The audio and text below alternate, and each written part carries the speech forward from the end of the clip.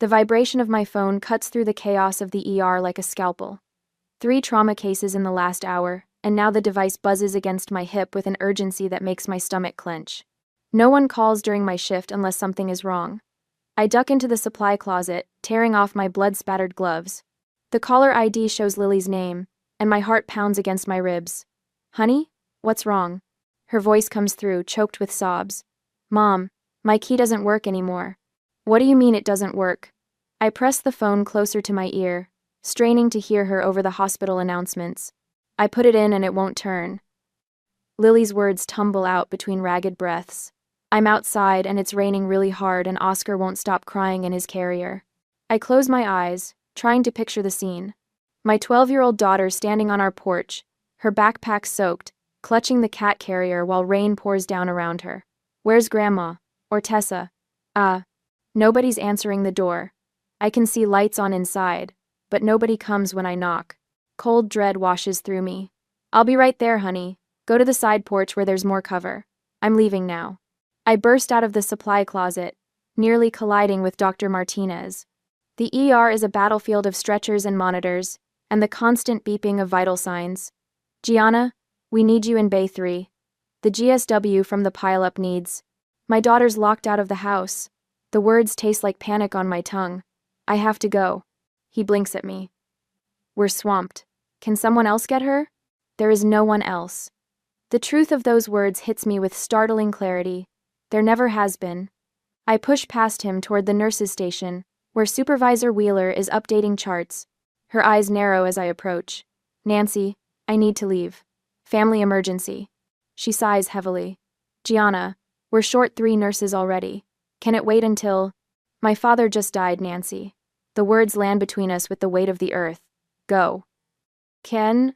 The rain is coming down in sheets by the time I pull into our driveway. Through the windshield wipers, I can make out Lily's small figure huddled under the side porch overhang. Her hair is plastered to her head, uniform soaked through.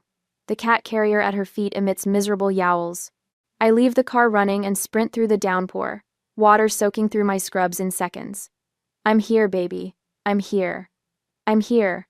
Lily collapses against me, her body shaking. "Why doesn't my key work?" "I don't know, honey." I stroke her wet hair, my mind racing. "Let me try mine." We move to the front door, and I notice the curtains shift slightly in the living room window. Someone's home. My key slides in but won't turn, just as Lily said. I pound on the door. "Hello? Marjorie? Tessa? Open up." The door swings open, and I find myself face to face with my mother. Marjorie stands in the entryway, wine glass in hand, her silver hair perfectly coiffed. Behind her, my half-sister Tessa leans against the wall, swirling her own glass of red wine. "Well." Marjorie takes a slow sip, her eyes traveling over our drenched figures. "You got here faster than I expected." "What's going on?" I ask, trying to usher Lily inside. "Why aren't our keys working?" Marjorie blocks the doorway with surprising firmness for a 65-year-old woman. "We've decided you and Lily don't live here anymore." The words don't make sense at first, like they're in a language I don't speak. "What are you talking about? This is our home." "Not anymore." Tessa steps forward, smirking. She points toward the street. "Your things are on the curb. What's left of them anyway. The rain's been pretty brutal today." I follow her gesture and see cardboard boxes disintegrating in the downpour. Clothes and books spilling onto the sodden lawn. My medical textbooks. Lily's school projects. Our lives dissolving in the rain. Oscar lets out another pitiful meow from his carrier, his cries cutting through the sound of rainfall. Something cold and hard settles in my chest. I look at Marjorie, at the woman who gave birth to me, who I moved back home to help when Dad got sick, and see nothing familiar in her eyes. "Understood." My voice comes out quiet but steady. Tessa's eyebrows rise, like she's disappointed by my lack of hysterics. 2 years ago, I'd given up my downtown apartment, paused a promotion track at the hospital, to move back and care for my terminally ill father, Dr. Peter Reynolds had been respected by everyone except, apparently, his own wife. I'd fallen into the familiar pattern, stepping in when others stepped back. Working 14-hour hospital shifts, then coming home to manage medications, appointments, and the household while Marjorie played bridge and Tessa visited only when it was convenient. Dad's words echo in my head. You've always been the strong one, Gianna. I'd made an unspoken promise to hold our family together after his death. I just hadn't expected to be fighting for survival quite so literally. Come on, Lily, I say softly, turning away from the door. Let's get our things. We walk back into the rain, toward the soggy boxes on the curb. Lily's shoulders are shaking, but she doesn't cry. She's her mother's daughter. I pop the trunk of my Honda CR-V and start gathering what I can salvage. Books with warped pages. Photo albums where colors bleed together like watercolors. Lily's science fair ribbon, the ink running down the fabric. Marjorie steps onto the porch, watching us. Your father spoiled you, she calls out. This was always my house. I notice the neighbors' faces in windows across the street, watching the spectacle. Mrs. Donovan, with her hand over her mouth. The Fishers, whispering to each other behind their curtains. I walk back to the door one last time, rain streaming down my face. We'll be at the Residence Inn on 5th, I say calmly. Forward our mail. Lily tugs at my soaked scrub top. But Grandpa's books are still inside, she whispers, her voice breaking for the first time. I squeeze her hand and look directly into Marjorie's eyes. Trust me, honey, this isn't over. Something flickers across my mother's face. Surprise, perhaps, at not finding the doormat she's used to walking over. Behind her, Tessa refills her wine glass, but her hand isn't quite steady. As we drive away, I catch a glimpse of Marjorie in the rearview mirror, still standing on the porch. For a moment, I see what's always been there, not maternal love, but resentment. Resentment of the bond I shared with my father, a bond she never had. The rain drums on the roof of the car. Beside me, Lily cradles Oscar's carrier. Ahead of us, uncertainty. But for the first time in 2 years, I feel something unexpected unfurling in my chest. It feels strangely like freedom. The Residence Inn room looks like a hurricane aftermath the next day. Soggy cardboard boxes form islands across the beige carpet.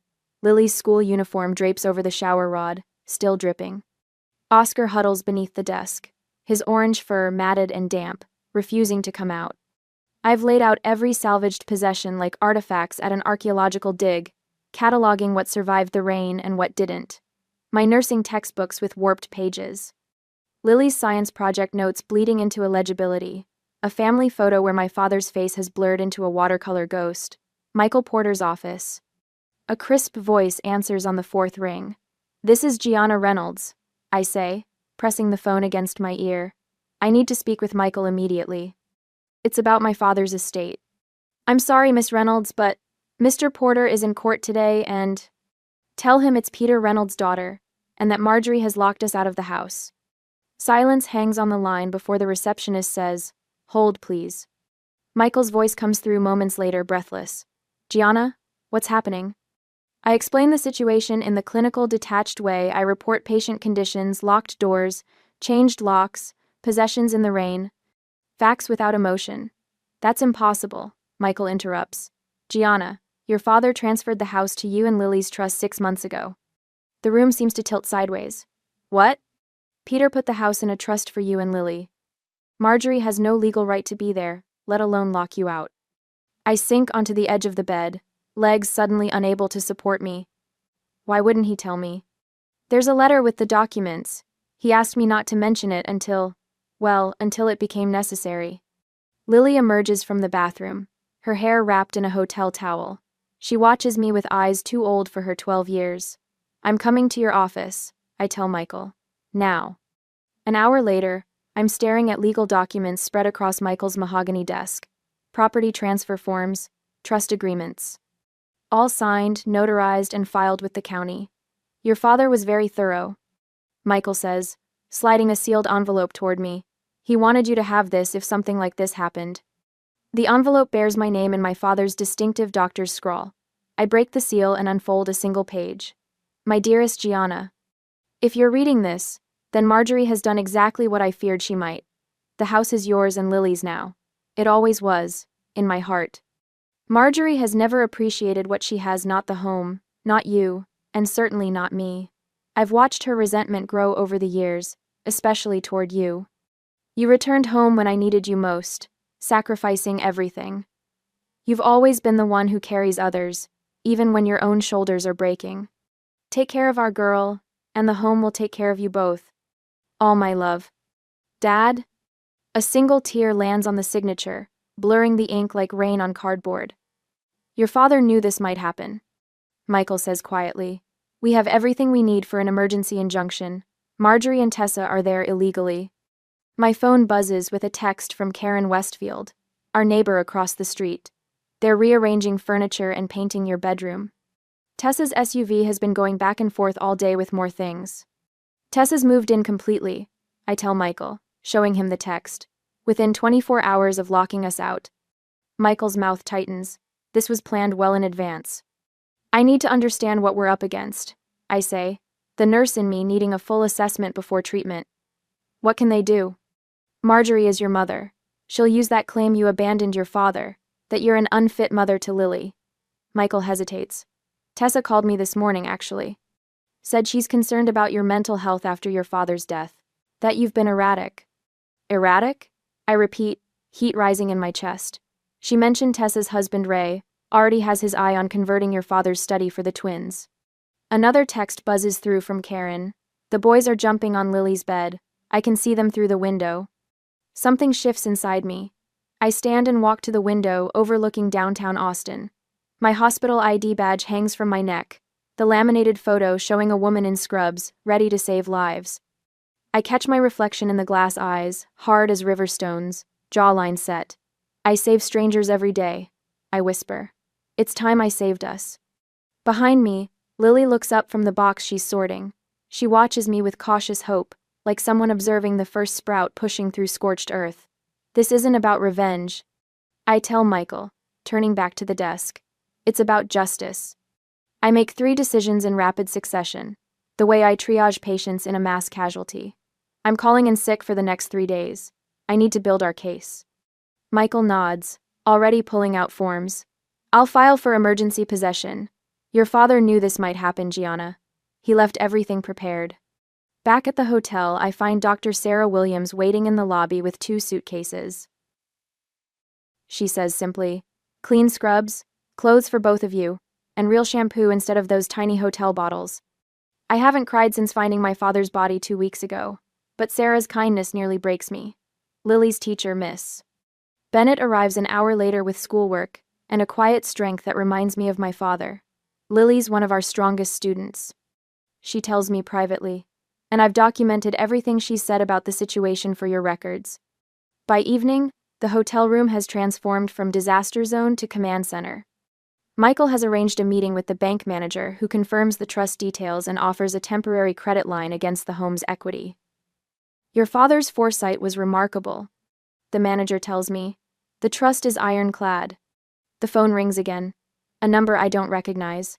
Gianna? It's Eleanor, my mother's younger sister, whom I haven't spoken to in years. Eleanor? I say carefully. I know what Marjorie's done. Her voice is tight with anger. She's been planning this since Peter's diagnosis. She told me at Christmas she was going to reclaim her life once he was gone. Why are you telling me this? Why are you telling me this? Because what she's doing is wrong, Eleanor says simply, and because Tessa's already listed some of your father's medical equipment on Facebook Marketplace. I have screenshots. By midnight, the emergency court filing is submitted. My savings account is nearly depleted from the legal retainer, but for the first time in days, I feel something close to hope. Lily sits on the edge of the hotel bed, stroking Oscar, who has finally emerged from under the desk. I miss Mittens, she says quietly. Her second cat, still trapped in the house. We'll get her back, I promise. And Grandpa's books? Everything, Lily, I promise. She studies my face with that penetrating gaze she inherited from my father. Mom? Yes? The hardest person to stand up to is your mother. She repeats the line from a book we read together last summer, but the words carry the weight of ancient wisdom now. I sit beside her, drawing her close. Yes, but not as hard as letting her hurt you. My phone lights up with a text from Michael. The law is unquestionably on your side. Outside, rain taps against the window, gentler than before. Not washing things away this time, but cleaning them, making them new. Marjorie's Facebook post appeared on my phone at 3:17 a.m. a week later. I'd been awake anyway, staring at the hotel ceiling, listening to Lily's gentle breathing from the next bed. Please pray for our family during this difficult time. my mother had written. After Peter's passing, Gianna has chosen to abandon the family home where she was raised. Some grief manifests as rebellion, even in adults. Your support means everything. 27 sympathetic comments already. Hearts and prayer hands from church members who'd known me since childhood. I set the phone down without replying. Documentation, not reaction. That's what Michael had emphasized yesterday. Mom? Lily's voice came from the darkness. You okay? Just checking messages, honey. Go back to sleep. I can't. Mrs. Peterson sent me a weird text. Tessa told her mom I might not be at school because of your mental health issues. The words hit like ice water. Tessa had started spinning stories at Lily's school. By morning, the wolves were circling. Aunt Catherine called while I was in the shower. Uncle Robert, while we ate breakfast. Cousin Jennifer, during our drive to Michael's office. All of them concerned about my erratic behavior since Dad's death. They're creating a narrative, Michael said, spreading documents across his desk. Marjorie's refusing certified letters. 3 attempts already.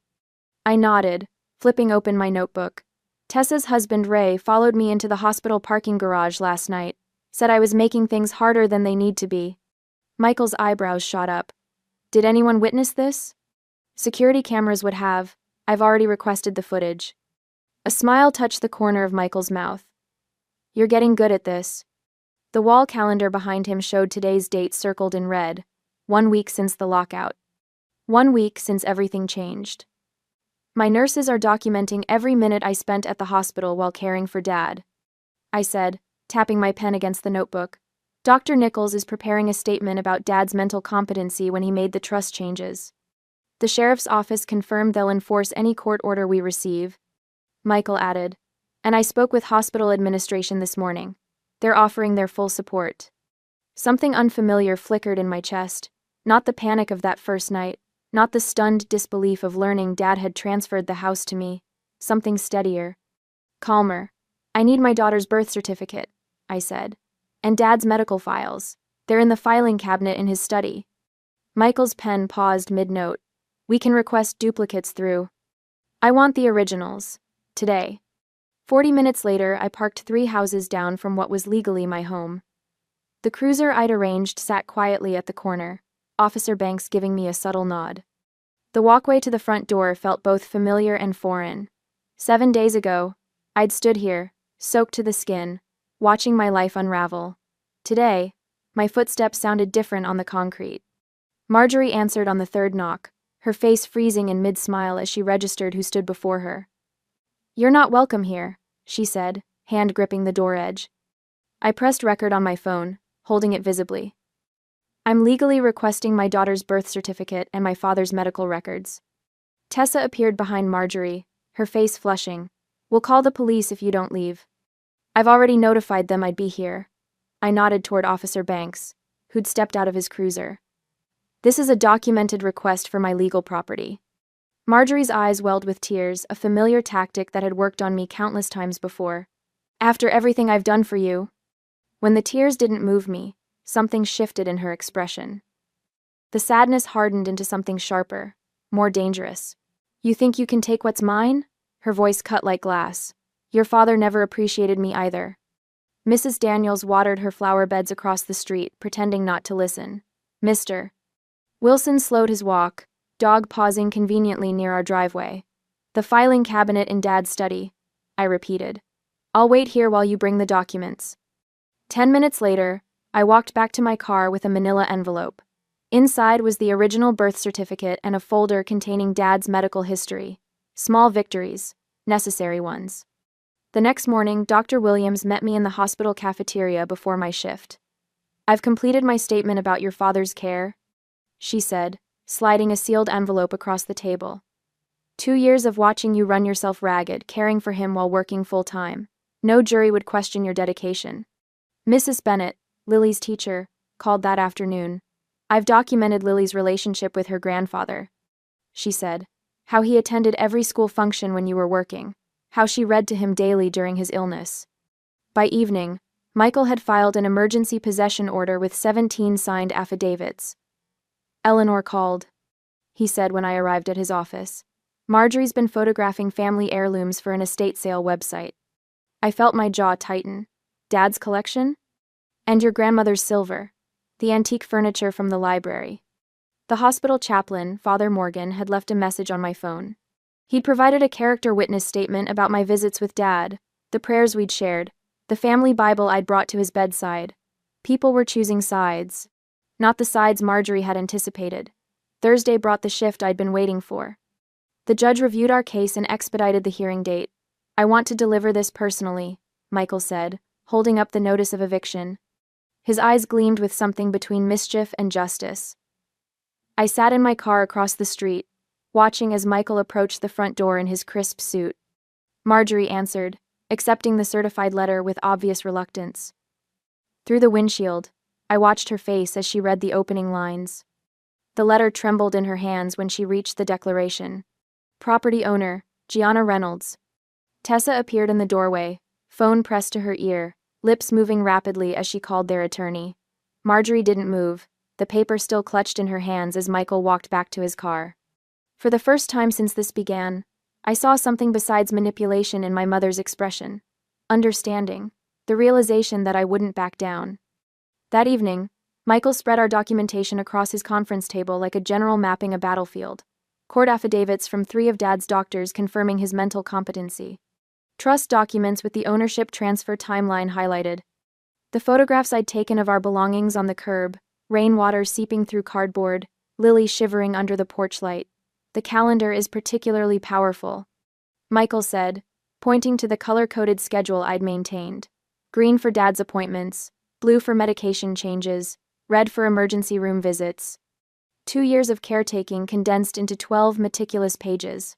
And these, he added, tapping the financial records, showing every mortgage payment I'd made. Every utility bill I'd covered while Marjorie spent her widow's pension on bridge club dues and weekend trips to Galveston. The law doesn't care about feelings, Michael said, gathering the papers into a leather portfolio. It cares about facts. My phone buzzed as I pulled into the hotel parking lot that evening. A text from Michael. Court date moved up. Tomorrow 9 a.m.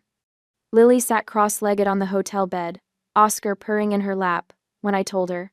What happens if we lose, Mom? Her voice sounded so small, nothing like the confident 12-year-old who'd aced her science presentation last month. I sat beside her, running my hand over Oscar's soft fur. We won't. Your grandfather made sure of that. Later, after Lily fell asleep, I opened the folder I hadn't shown Michael. Inside was a handwritten letter from Dad to the judge, dated 3 weeks before his death, explaining why he'd transferred the house to me instead of his wife of 40 years. His elegant doctor's handwriting filled 3 pages with truths Marjorie never wanted exposed. Tomorrow the final battle. But tonight, for the first time since the rain-soaked lockout, I slept without waking. The courthouse gleams like a fortress in the morning sun as I adjust my blazer. No scrubs today. Today I am not Gianna the nurse, but Gianna the plaintiff, fighting for what's rightfully mine. Lily stands beside me, her posture straight despite her trembling hand in mine. Ready? Michael Porter asks, briefcase bulging with our ammunition. I nod. We've prepared for this. Inside, the polished floors reflect our determined faces. Courtroom B smells of furniture, polish, and nervous sweat. I scan the room and freeze Marjorie and Tessa already seated, heads bent in conspiratorial whispers. My mother looks up, her practiced smile faltering when she sees the calm in my eyes. No hysteria. No begging. Just quiet certainty. Michael begins arranging documents on our table. The judge assigned to our case is thorough. She'll appreciate our attention to detail. Will they make me talk? Lily whispers, her eyes fixed on Tessa's twin boys slouching in the back row. Only if you want to, I tell her, though Michael had prepared her just in case. Judge Harriet Caldwell enters, her silver hair pulled back severely, eyes missing nothing. Reynolds family trust dispute, temporary possession hearing, she announces, settling into her chair. Michael rises first, presenting a leather portfolio. Your Honor, we've prepared a complete timeline documenting Dr. Peter Reynolds' decisions regarding his property. He unfolds a chart, dates, signatures, witness statements, irrefutable evidence of my father's intentions. We have affidavits from 3 separate physicians confirming Dr. Reynolds was of sound mind when he transferred property ownership. Michael continues, placing documents before the judge. His oncologist, neurologist, and primary care physician of over 2 decades. Michael pulls out financial records next. Bank statements demonstrating Mrs. Marjorie Reynolds' minimal financial contributions to household expenses, while Miss Gianna Reynolds covered property taxes and maintenance costs alongside her father. I notice Marjorie's attorney shifting uncomfortably. Tessa's face darkens with every new document Michael presents. Additionally, Michael says, tapping his tablet, we have video deposition from attorney James Wilson, who prepared the original trust documents. The courtroom screen flickers to life. My father's attorney appears, gray and dignified. Dr. Reynolds was explicit in his wishes. The property was to transfer to his daughter Gianna and granddaughter Lily's trust upon his death. He had concerns that Mrs. Reynolds might attempt to circumvent his intentions. Marjorie's gasp is audible across the room. Our final witness approaches Miss Patricia Hendricks, Lily's school counselor, a woman with unshakable professionalism. Lily has exhibited significant distress since being forcibly removed from her home. She testifies. Nightmares, anxiety, decreased academic performance. The stability of her home environment was critical following her grandfather's death. I squeeze Lily's hand under the table. She's staring straight ahead, chin raised just like my father's used to be when facing a difficult diagnosis. The judge nods. Let's hear from the respondents. Marjorie's attorney rises. Gordon Shaw, expensive suit, artificial smile. Your Honor, this entire situation stems from a tragic misunderstanding. Mrs. Reynolds had every intention of allowing her daughter and granddaughter to remain in the house temporarily. Marjorie produces a handkerchief, dabbing at invisible tears. I cared for my husband throughout his illness. She claims, voice quavering perfectly. Throughout our marriage, tending to his every need. Gianna was rarely home, always at the hospital. My fingers curl into my palm, nails biting flesh, a lie so blatant it steals my breath. Tessa approaches next, armed with photographs. Here's our family at Christmas, she says, showing images of forced smiles. And here's Mom helping Dad with his medication. One carefully curated moment caught on camera, ignoring the 100 times I'd found his pills untouched when I returned from shifts.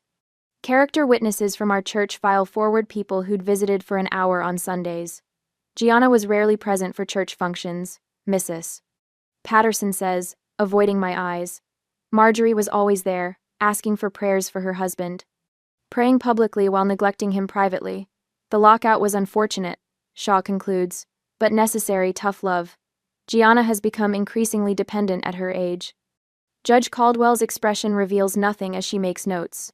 For one terrible moment, I see doubt in her eyes. My turn comes. I rise slowly, channeling every ounce of professional composure I've developed in emergency rooms. Your Honor, I moved home 2 years ago specifically to care for my father during his illness. I begin, my voice steady.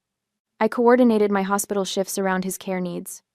Michael presents my work schedules alongside my father's treatment calendars, showing how I'd arranged everything around being home when he needed me most. The courtroom door opens. A familiar figure slips in. Marjorie's sister Eleanor, whom I haven't seen since the funeral. Marjorie's face contorts in surprise.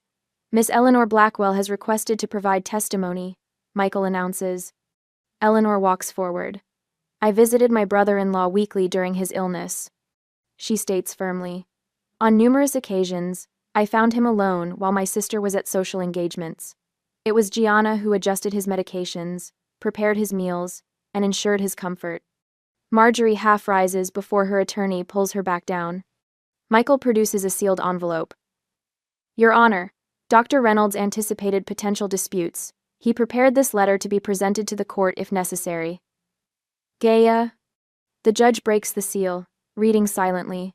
Her eyebrows rise. Mom? Lily's voice breaks the tension. Can I say something? Judge Caldwell softens. Come forward, young lady. Lily walks to the stand, her school uniform impeccable. My grandfather taught me chess in his study every Sunday afternoon. She begins. Even when he was really sick, he told me the house would always be there for Mom and me, that he'd made sure of it. He said Grandma didn't appreciate what she had. Tears build in my eyes, but I blink them back. Dignity, not drama, will win this fight. I just want to go home, Lily finishes simply. I could launch into details about Marjorie's neglect. Instead, I say, the documented evidence speaks for itself, Your Honor. Marjorie stands abruptly. She manipulated her dying father, she shouts, pointing at me. Peter wasn't thinking clearly. Mrs. Reynolds, control yourself, Judge Caldwell warns. During the recess, Michael steps into the hallway. Tessa's husband Ray follows him. A security camera captures Ray's threatening whisper. You'll regret taking this case. Back in session, Marjorie's attorney challenges the trust documents. His argument backfires when it becomes clear they'd known about the trust for months, their signatures on file. Mrs. Reynolds, these medical records indicate you attended only 3 of your husband's 27 oncology appointments, Judge Caldwell observes. Is that correct? Marjorie fumbles for an explanation. Tessa leans toward her attorney, whispering urgently. I catch fragments. Already spoke with the agent about listing. The judge's head snaps up. What agent would that be, Mrs. Peterson? Tessa blanches, realizing her mistake. A reporter sits in the back row. Marjorie approaches him during the next break. My ungrateful daughter abandoned her father, and now wants to steal my home. My colleagues from Austin General file into the courtroom, a silent wall of support. Judge Caldwell closes her folder with finality. I am granting temporary possession of the property to Gianna Reynolds and Lily Reynolds, effective immediately. Sheriff's Department will escort Mrs. Marjorie Reynolds and Mrs. Tessa Peterson from the property by 5 p.m. today. Final hearing is set for 3 weeks from now. Marjorie collapses back in her chair, her performance finally faltering. Outside the courtroom, her attorney approaches Michael. We should discuss settlement terms. I shake my head. We're past the point of negotiation. In the hallway, Tessa and Ray argue loudly. You said this would be easy, he snaps. Now where are we supposed to live? I lead Lily toward the exit. The sunlight outside feels different, somehow cleaner, brighter. Is it over? Lily asks, looking up with cautious hope. Almost, I tell her, keys already in hand. We're going home. The phone rang at 7:15 a.m. I stared at the caller ID, my thumb hovering over the screen. Mother. 3 days before the final hearing. Gianna, Marjorie's voice quavered when I answered. I didn't sleep all night thinking about this situation. I said nothing, letting the silence stretch between us. I'm still your mother. Her voice broke. Family should come first. You know that's what your father would want. I stirred my coffee, watching the cream swirl. Dad made his wishes very clear in the trust documents. People are talking, Gianna. The whole church is praying for reconciliation. The wobble in her voice hardened. Pastor Williams called yesterday. He reminded me that Christian forgiveness requires reconciliation. My phone buzzed with an incoming text. Uncle Robert, we need to find a compromise before Thursday. This is tearing the family apart. Tessa's boys are devastated, Marjorie continued. They've already moved their things into the upstairs bedrooms. Now they have to pack again. Those rooms never belonged to them. I said quietly. We could share the house, Marjorie pressed. You and Lily take the main bedroom and study. We'll take the guest room and den. Common areas can be... No. The word fell between us like a stone. You're being cruel, Gianna. Her voice sharpened. What happened to the daughter who nursed her father for 2 years? Who put everyone else first? She got locked out in the rain. I ended the call as another text arrived. I set my phone face down on the counter, my hands trembling slightly. Mom? Lily stood in the doorway, Oscar winding around her legs. Was that Grandma again? Yes, honey. I forced a smile. Nothing important. Michael called an hour later. Marjorie's attorney filed a motion this morning. They're requesting a mental health evaluation, claiming your grief has impaired your judgment. My stomach clenched. Can they do that? It's a delay tactic, Michael said. But the hospital called me too. Someone filed an anonymous complaint questioning your professional stability. The word struck like physical blows. 2 years of night shifts while managing Dad's care. Never missing a medication schedule. Documenting every treatment. The school principal left a message. I told him. Apparently, Tessa's been telling parents that Lily's not doing well in our temporary situation. I glanced toward Lily's room, where she was quietly reading. Michael, am I being too harsh? Should I consider some kind of... No, Michael cut in. Remember what your father wrote in his letter to the judge. Marjorie has never appreciated boundaries, which is why I've drawn this one so clearly. Stay the course, Gianna. Wednesday morning, the day before the final hearing, my phone rang as I was preparing Lily's lunch. Miss Reynolds, this is Janet from the clerk's office. We can't locate your documentation folder for tomorrow's hearing. Cold dread washed through me. What? All our evidence was submitted last week. It's not showing in the system. We need these documents by noon, or the judge may grant another continuance. I called Michael immediately. His assistant answered. He's in court until 11. What's happening? I explained the situation as I raced to the hotel desk for the backup flash drive. I saved copies of everything, but we'll need to reprint all the affidavits and get them notarized again. I'll meet you at the office in 20 minutes, she promised. I turned to find Lily watching me, backpack in hand. You're going to be late for school. Grandpa's tablet, she said suddenly. The blue one.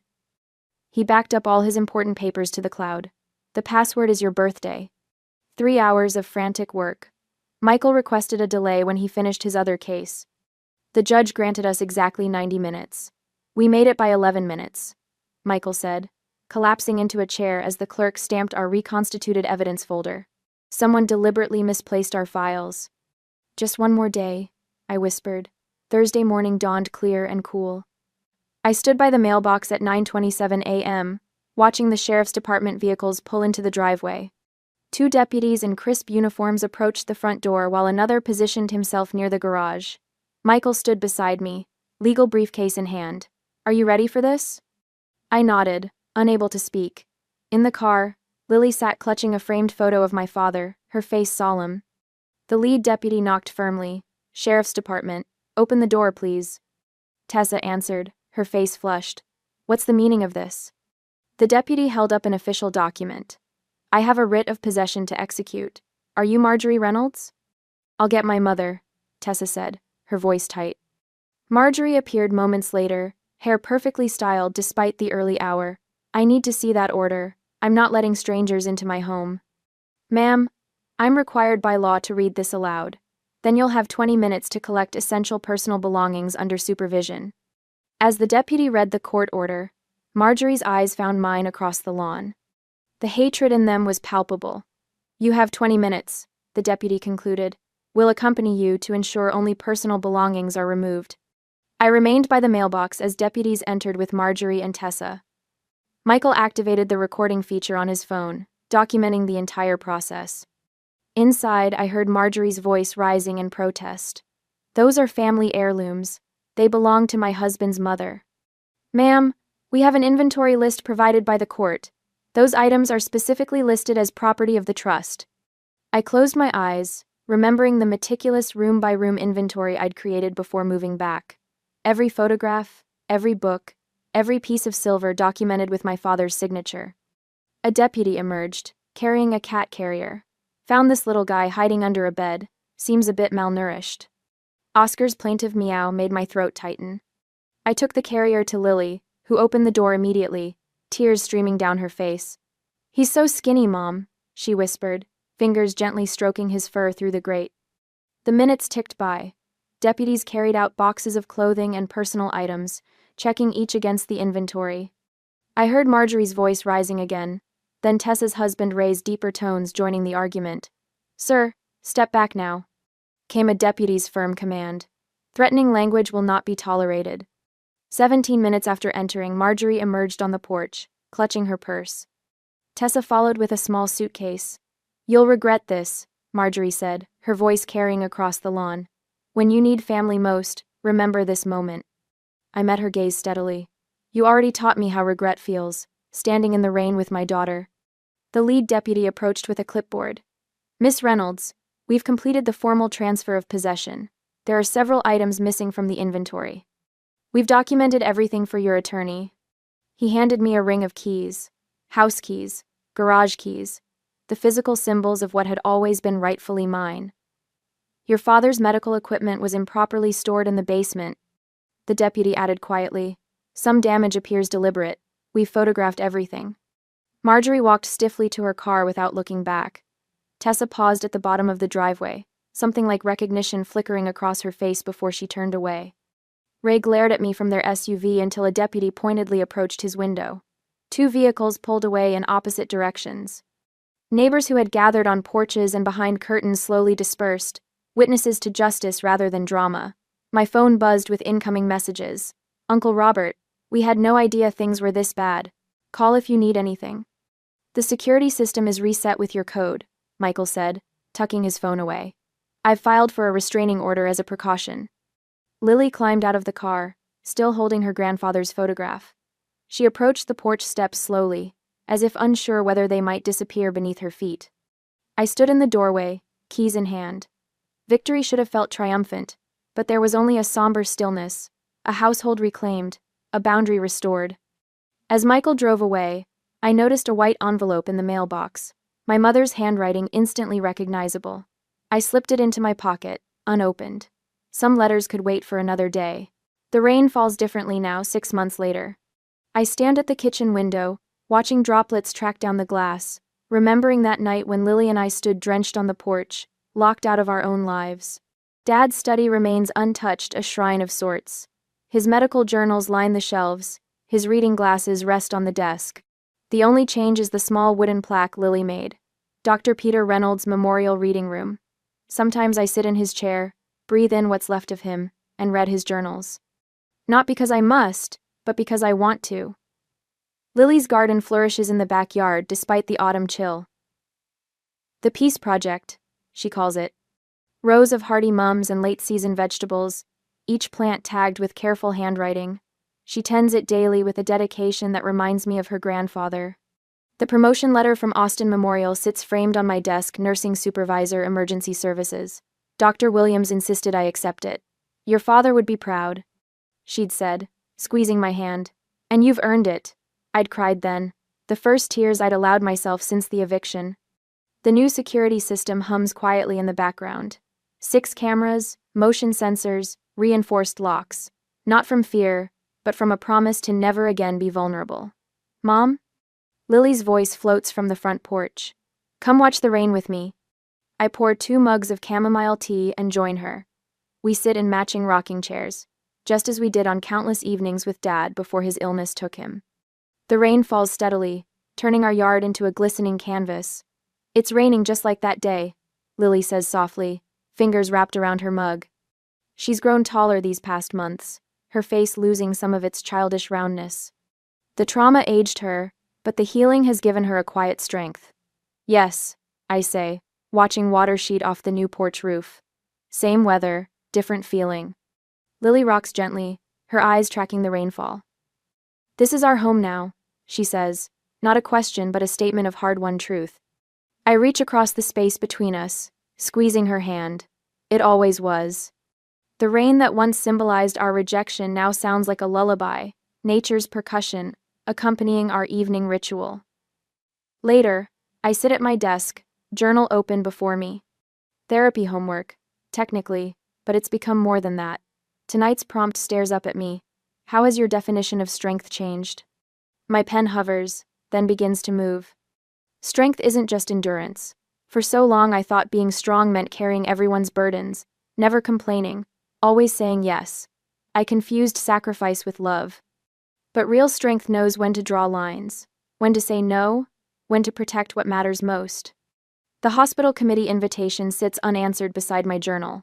6 months ago, I would have accepted immediately, stretching myself thinner in the name of dedication. Now, I see the request differently. Time with Lily is not negotiable. Some boundaries aren't betrayal, they're preservation. I glance at the framed quote on my wall. Dad's handwriting is familiar as my own. Strength isn't carrying everything. It's knowing what to put down. Quote. Oscar, now healthy and plump, jumps onto the desk and settles on my journal. His purr vibrates against my hand. Another small victory, the cat who once cowered during those hotel weeks, now sprawls with confident abandon. Last night, Lily slept through until morning. No nightmares, no anxious midnight calls. The first time since the lockout.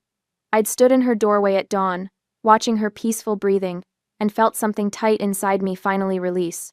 Dad's medical equipment, the hospital bed, the oxygen concentrator has found new purpose. The donation to Austin Community Clinic came with a single condition, a plaque honoring Dr. Peter Reynolds. Service transformed into legacy. Friday movie nights have become sacred ritual. Just Lily and me on the sofa, bowls of popcorn balanced on our laps, Oscar wedged between us. The family we've chosen, small but mighty. At the hospital, Jessica, a young nurse with haunted eyes, sought me out last week. My mother keeps taking my paycheck, she'd whispered. Says I owe her for raising me. I'd recognize the shame in her voice, the confusion of obligation twisted into exploitation. Let me share something I learned the hard way, I'd told her, pulling out the caregiver rights guide I'd created. 20 pages of resources, legal protections, and boundary scripts. The project that grew from our pain, now helping others navigate their own. Lily's school presentation, What Makes a Home, won first place last month. Her teacher called it surprisingly mature. On the final slide, Lily had written, "A home isn't just walls and a roof. It's a place where you're safe to be yourself." The spare bedroom that once collected dust now hosts Sarah, a traveling nurse whose apartment flooded last week. The same colleague who brought us clothes during those first desperate hotel nights. Circles completing themselves. My phone chimes with a notification. A Facebook post from Tessa showing her and Marjorie arguing over furniture at an estate sale. The comments section brims with their public drama. I quietly block both accounts.